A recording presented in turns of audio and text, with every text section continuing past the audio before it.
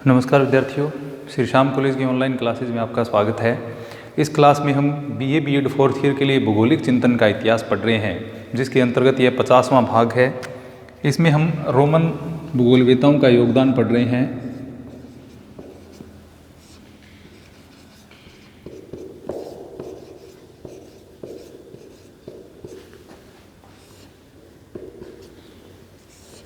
Roman भूगोलवेताओं में हमने Ptolemy का योगदान पढ़ा, जिन्होंने अक्षांश एवं देशांतरों का निर्धारण किया। अक्षांश एवं देशांतर के आधार पर विश्व का मानचित्र बनाने का सफल प्रयास उनके द्वारा किया गया। इस प्रकार मानचित्र भूगोल में और गणितीय भूगोल में उनका महत्वपूर्ण योगदान रहा है। अब अगले जो भूगोलवेता हैं उनके बारे में हम पढ़ेंगे, जिनका नाम है मैरिनस ऑफ टायर्स।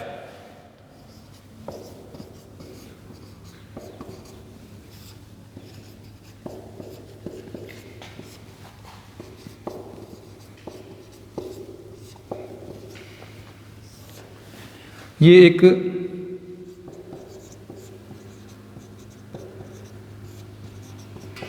महान यात्री थे, यानी इनके द्वारा विभिन्न यात्राएं हैं, वो विभिन्न प्रदेशों की यात्राएं इनके द्वारा की गई। ये इरेटोस्थनीज और टोलेमी के अनुयायी थे, यानी इरेटोस्थनीज और टोलेमी के जो विचार थे उनके ये प्रबल समर्थक थे। उनके विचारों को इन्होंने संशोधित करने का और आगे बढ़ाने का प्रयास है वो इनके द्वारा किया गया था, मैरिनस ऑफ टायरस के द्वारा। समकालीन भूगोलवेता थे ये टोलेमी के, और उनके सहयोगी भूगोलवेता भी हम इसको कह सकते हैं। इन दोनों की जो भौगोलिक विचार थे वो एक दूसरे से अत्यधिक समानता रखते थे, एक दूसरे से मिलते जुलते इनके भौगोलिक विचार थे।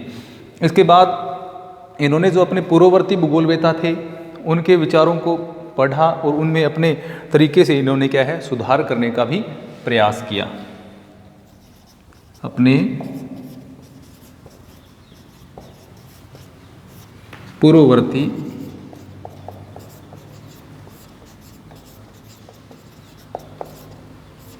भूगोलवेताओं के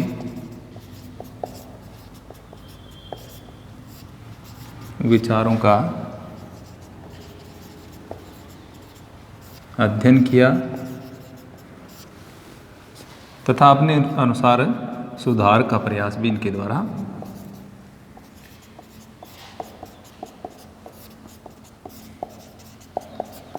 यानी ग्रह नक्षत्रों से संबंधित प्रदेशों की जो जानकारियाँ थी उनसे संबंधित विभिन्न क्षेत्रों के मानचित्र वगैरह से संबंधित जो भी जानकारियाँ इन्हें अपनी पूर्ववर्ती भूगोलवेताओं से प्राप्त हुई, उनमें इन्होंने संशोधन करने का प्रयास किया, उनमें सुधार करने का प्रयास है वो इनके द्वारा किया गया था। इन्होंने पहले बने हुए जो मानचित्र थे उनको भी संशोधित करने का प्रयास किया गया। इनसे पूर्व जो भूगोलवेता थे उनके द्वारा जो मानचित्र बनाए गए थे उनमें सुधार करने का प्रयास किया। पूर्ववर्ती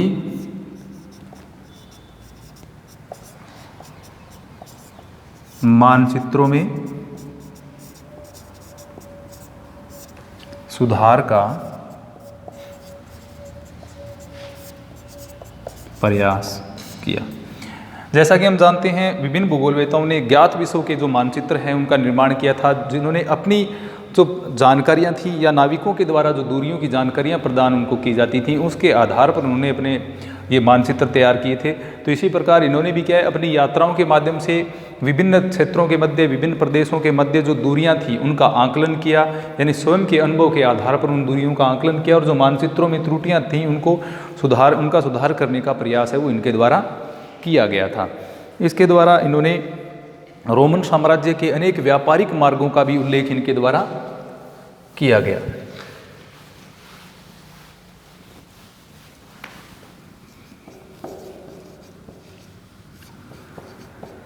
रोमन साम्राज्य के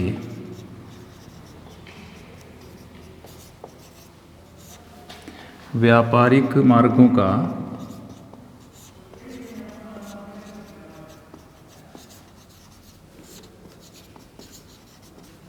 उल्लेख किया। रोमन साम्राज्य के जो व्यापारिक मार्ग थे उनका उल्लेख किया। इसके अलावा चीन से रेशम के व्यापार के मार्गों का उल्लेख भी इनके द्वारा किया गया। जैसा कि हम जानते हैं चीन है, वहाँ पर रेशम प्राचीन उद्योग रहा है, रेशम का पुराने समय पर से वहाँ पर उत्पादन होता रहा है। तो उसके जो रेशम के मार्ग थे या रेशम का व्यापार जिन मार्गों से होता था उनका उल्लेख है वो भी मैरिनस ऑफ टायर्स के द्वारा किया गया। यानी चीन से रेशम के व्यापार के जो मार्ग थे उनका उल्लेख इनके द्वारा अपनी रचनाओं में किया गया है। इसके अलावा इन्होंने प्रायद्वीपीय भारत के ऊपर भी अपनी जानकारियां हैं वो प्रस्तुत की थी। प्रायद्वीपीय भारत, जिसको कोरी नाम से इन्होंने क्या है उल्लेखित किया।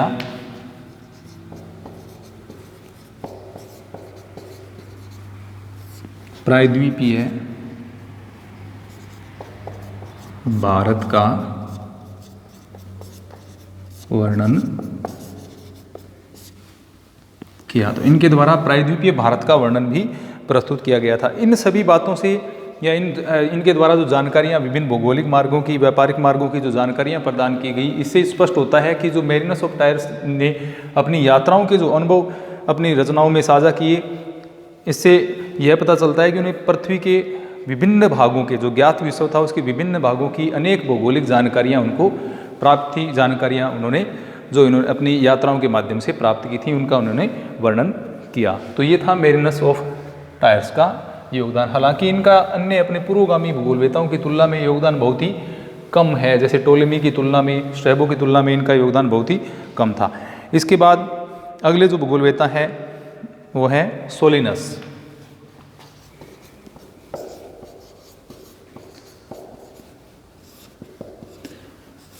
इनको हम रोमन काल के अंतिम भूगोलवेता कह सकते हैं, क्योंकि इनके बाद में कोई विशेष ऐसा विद्वान नहीं हुआ जिनका भौगोलिक योगदान है वो विशेष रहा हो।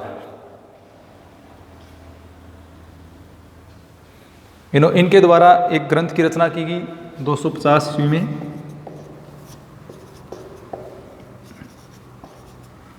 अद्भुत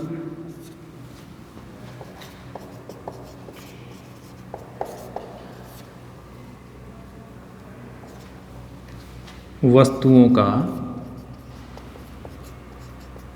संग्रह। इस रचना के माध्यम से इन्होंने जो प्राचीन भूगोलवेता थे उनकी जानकारियां जो थी, रहस्यमयी जानकारियां जो थी, उनका इन्होंने इसके अंदर वर्णन किया था। अद्भुत वस्तुओं का संग्रह, ये रचना इनके द्वारा लिखी गई थी। रिटर्न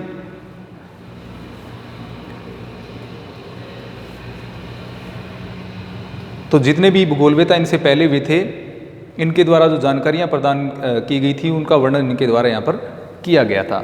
इसके अलावा पृथ्वी से संबंधित रहस्यमय जानकारियों का विस्तृत उल्लेख इसमें देखने को मिलता है। यानी नई नई जानकारियाँ इन्होंने पृथ्वी से संबंधित संग्रह में प्रस्तुत की। पृथ्वी संबंधित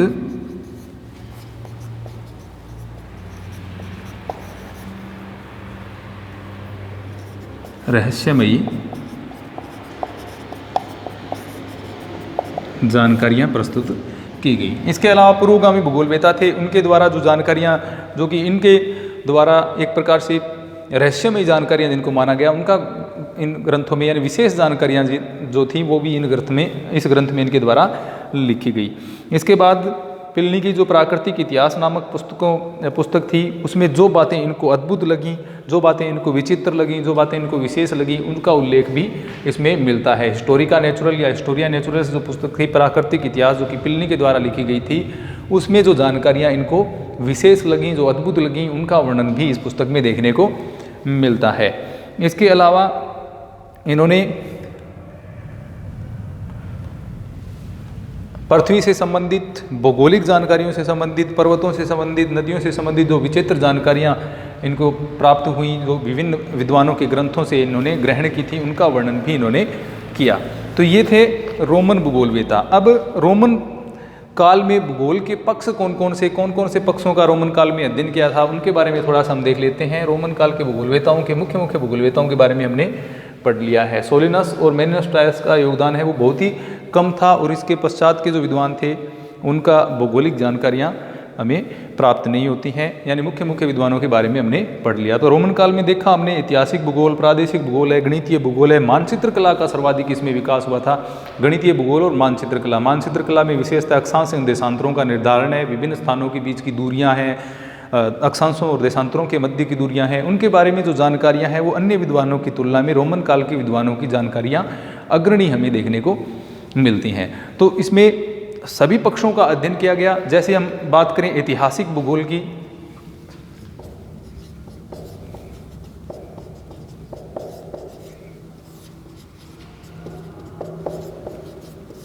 यानी हिस्टोरिकल ज्योग्राफी में अगर हम देखें, ऐतिहासिक भूगोल में देखें तो इसमें स्ट्रैबो का सर्वाधिक योगदान रहता है, क्योंकि इन्होंने ऐतिहासिक घटनाओं का वर्णन है वो भौगोलिक परिस्थितियों के अनुसार किया।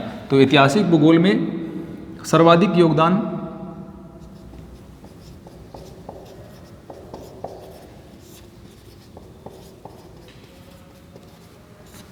ये है स्ट्रैबो का,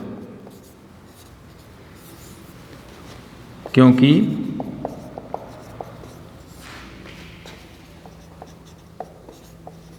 इन्होंने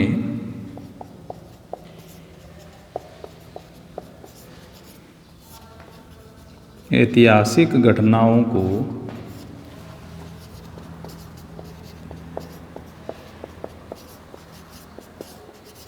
भौगोलिक संदर्भ में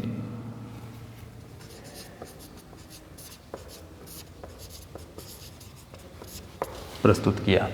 जो ऐतिहासिक घटनाएं थीं उनको भौगोलिक संदर्भ में इनके द्वारा प्रस्तुत किया गया। इसीलिए ऐतिहासिक जो भूगोल है उसमें सर्वाधिक योगदान किसका माना जाता है? स्ट्रैबो का सर्वाधिक योगदान माना जाता है रोमन काल के विद्वानों की। अगर हम बात करते हैं तो ऐतिहासिक भूगोल में सर्वाधिक योगदान है। इन्होंने क्या है, भौगोलिक वर्णन से स्पष्ट किया यूरोप की समशीतोष्ण जलवायु के परिणाम स्वरूप, यानी समशीतोष्ण की जो जलवायु है यूरोप की, उसका वहाँ के निवासियों पर क्या प्रभाव पड़ता है, इसका वर्णन भी इन्होंने किया। इनके अनुसार जो यूरोप की समशीतोष्ण जलवायु है उसी के कारण यहाँ के लोग परिश्रमी हैं, कुशल होते हैं, और यहाँ के सैनिक हैं वो क्या होते हैं, अनुशासित होते हैं। यूरोप की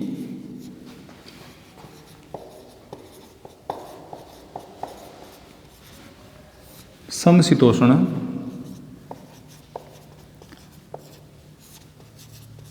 जलवायु के कारण यहाँ के लोग परिश्रमी,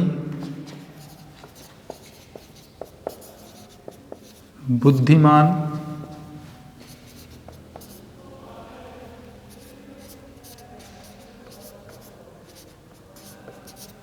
और सैनिक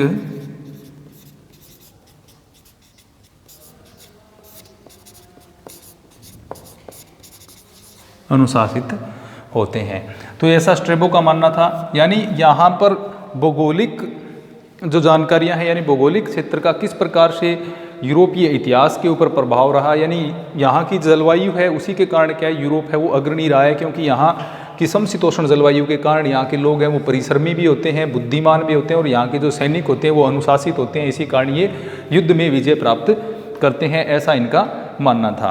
तो ऐतिहासिक भूगोल में सर्वाधिक योगदान किसका रहा है? स्ट्रैबो का रहा है। उसके बाद में प्रादेशिक भूगोल की बात हम करें तो प्रादेशिक भूगोल में भी स्ट्रैबो का योगदान क्या रहा है?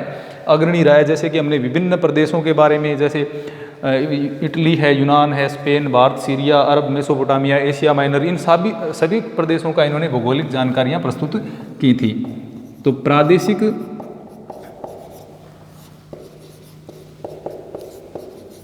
भूगोल, प्रादेशिक भूगोल में भी रोमन भूगोलवेताओं की अगर हम बात करें तो इसमें भी स्ट्रैबो और टोलेमी जो हैं उनका सर्वाधिक महत्वपूर्ण योगदान है, और दोनों भूगोलवेता ही ये सबसे सर्वोत्तम जानकारियाँ इन्हीं की मिलती हैं। स्ट्रैबो और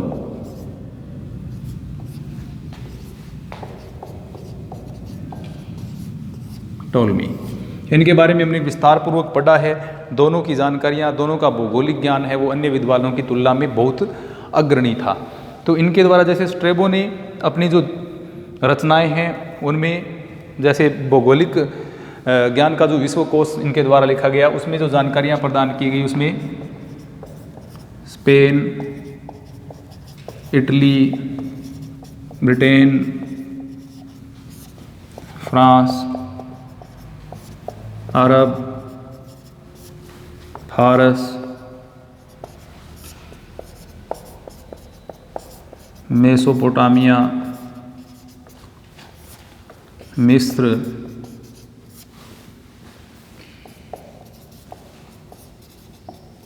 एशिया माइनर,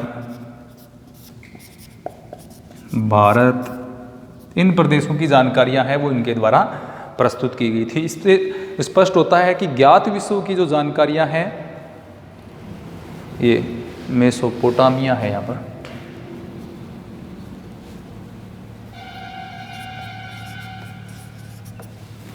तो स्पेन, इटली, ब्रिटेन, फ्रांस, अरब, फारस, मेसोपोटामिया, मिस्र, एशिया माइनर और भारत की जो जानकारियां हैं वो इनके द्वारा अपने भौगोलिक ज्ञान का जो विश्वकोश में उसमें संकलित की गई थी। इनकी जो भौगोलिक जानकारियां हैं वो प्रदान की गई थी। इसके अलावा इन्होंने जैसे नील नदी घाटी है या लीबिया के जो प्रादेशिक भूगोल हैं वो भी इनके द्वारा लिखे गए, यानी यहाँ की प्रादेशिक जानकारियाँ हैं वो स्ट्रेबो के द्वारा प्रस्तुत की गई थी। ऐसा हमने स्ट्रेबो का योगदान जब पढ़ा था उसमें भी हमने देखा था। इसके बाद में टोलेमी ने अपनी ग्रंथमाला जो ज्योग्राफिया में हमने देखा, इन्होंने यूरोप, एशिया और अफ्रीका के जो ज्ञात भूखंड थे उनके बारे में विस्तृत जानकारियाँ इनके द्वारा प्रदान की गई थी। ग्रंथमाला ज्योग्राफिया में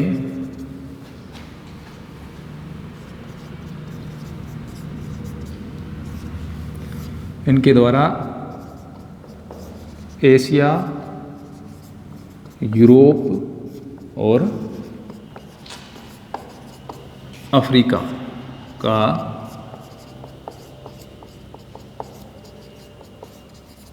भौगोलिक विवरण है वो प्रस्तुत किया गया। तो इस प्रकार हम कह सकते हैं कि प्रादेशिक भूगोल में महत्वपूर्ण योगदान स्ट्रैबो और टोलेमी का है, जिन्होंने विश्व के ज्ञात भूखंडों का विस्तृत प्रादेशिक वर्णन है वो प्रस्तुत किया था। इन्होंने जैसे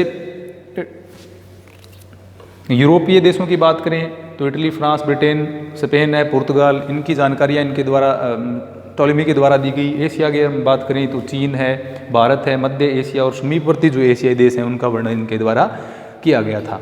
यूरोप की अगर हम अफ्रीका की बात करें तो विशेषतः उत्तरी पूर्वी जो अफ्रीका है उनकी जानकारी है वो इनके ग्रंथों में देखने को मिलती है। अब ये हो गया प्रादेशिक भूगोल में योगदान। मानचित्र कला में, गणितीय भूगोल में भी रोमन भूगोलवेताओं के महत्वपूर्ण योगदान रहे हैं, जिनके बारे में हमने इनके अलग अलग जो योगदान पढ़े सभी भूगोलवेताओं के उसमें हम पढ़ चुके हैं। अब गणितीय भूगोल और मानचित्र कला की अगर हम बात करें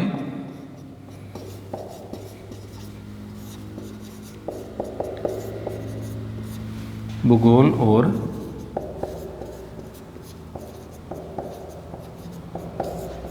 मानचित्र कला, इसमें भी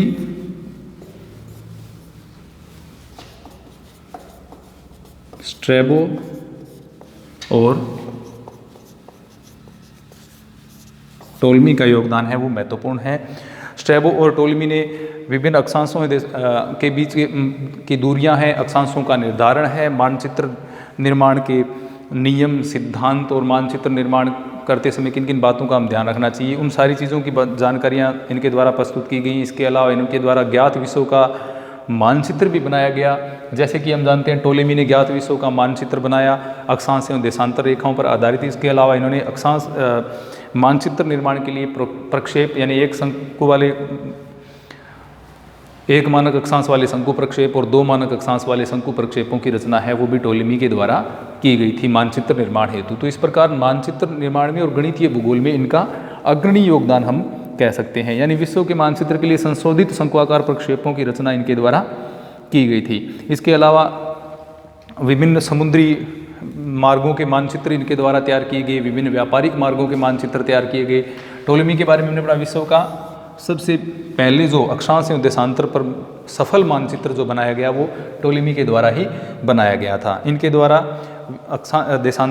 अक्षांशों के मध्य दूरियां निकालने का प्रयास किया गया, विभिन्न क्षेत्रों के मध्य दूरियां निकालने का प्रयास किया गया। और जिस प्रकार से हम देखते हैं ध्रुवों पर देशांतर रेखाएं हैं वो आपस में मिलती हैं, उसी प्रकार शंकु प्रक्षेप पर इन्होंने आपस में मिलती हुई देशांतर रेखाओं को प्रदर्शित करने का प्रयास भी इनके द्वारा किया गया था। ज्ञात विश्व का मानचित्र भी इनके द्वारा तैयार किया गया। तो मानचित्र कला में और गणितीय भूगोल में भी इनका हम महत्वपूर्ण योगदान मान सकते हैं। इसके अलावा खगोल विज्ञान में भी इनका महत्वपूर्ण योगदान रहा। रोमन भूगोलवेताओं के जो अगला योगदान था वह था खगोल विज्ञान से संबंधित। खगोल विज्ञान या खगोल भूगोल हम इसको कह सकते हैं, एस्ट्रोनॉमिकल ज्योग्राफी इसको हम कह सकते हैं। इसमें सबसे ज़्यादा योगदान तो रहा है टोलेमी का, प्रथम स्थान पर आते हैं। जैसे अल्माजास्ट में इन्होंने विभिन्न ग्रह नक्षत्रों से संबंधित जानकारियां प्रस्तुत की हैं। एनालिमा में भी इनके द्वारा भूगोल यानी दो विशेष ग्रंथों में, एक तो हम देखें अल्माजास्ट और दूसरा है एनालिमा। ये जो ग्रंथ हैं इनमें इन्होंने ग्रह नक्षत्रों से संबंधित विभिन्न जानकारियां हैं वो प्रदान की हैं। जैसे ग्रह नक्षत्रों में किस प्रकार से उनके बीच की दूरी कितनी है, उन किस प्रकार आकाशीय पिंड है वो पृथ्वी के चारों ओर चक्कर लगा रहे हैं, किस प्रकार से उनके बीच में गतियां, उनकी दैनिक गति है, परिक्रमण परिभ्रमण गतियां जो है उनके बारे में जानकारियां प्राप्त की। इनके द्वारा 1022 ज्ञात नक्षत्रों की, वैद्य नक्षत्रों की सूचियां भी तैयार की गई। तो हम ये कह सकते हैं कि खगोल विज्ञान में जो महत्वपूर्ण योगदान है वो टोलेमी का है। स्ट्रैबो का भी थोड़ा बहुत योगदान है। स्ट्रैबो ने कोई ज़्यादा जानकारियां हैं वो खगोल विज्ञान से संबंधित प्रस्तुत नहीं की थी, लेकिन इसमें सर्वाधिक महत्वपूर्ण अगर हम बात करें तो वो टोलेमी का स्थान आता है।